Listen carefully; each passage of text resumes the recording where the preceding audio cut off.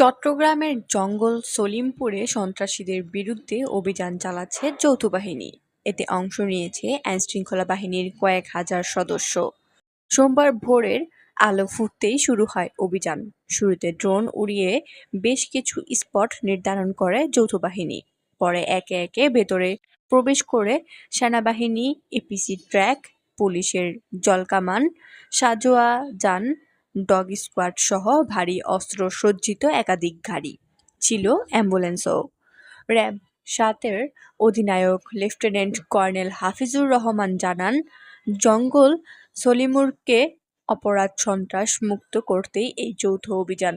এতে অংশ নিয়েছে সেনাবাহিনী, র্যাব ১১, র্যাব ১৫, র্যাব ৭ ও চট্টগ্রাম মেট্রো ও রেঞ্জের বিভিন্ন জেলার পুলিশ এবং বিজিবি সদস্যরা।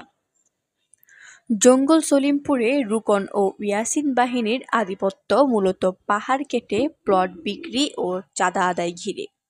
প্রায়ই ঘটে সংঘর্ষের ঘটনা। গত ১৯ জানুয়ারি ইয়াসিন বাহিনীর প্রধান ইয়াসিনকে গ্রেফতার করতে অভিযান চালায় র্যাব। এ সময় র্যাব সদস্যদের ঘিরে মারধর করে ইয়াসিন বাহিনী। ৪ জনকে তুলে নিয়ে গিয়ে চালায় নির্মম নির্যাতন। এতে প্রাণ হারান এক র্যাব কর্মকর্তা। প্রসঙ্গত, প্রায় ৩,১০০ একর পাহাড়ি এলাকা জুড়ে জঙ্গল সলিমপুরের অবস্থান। দুর্গম ভৌগোলিক অবস্থানের কারণে এলাকাটি অপরাধীদের কাছে নিরাপদ স্বর্গরাজ্য হিসেবে পরিচিতি পেয়েছে।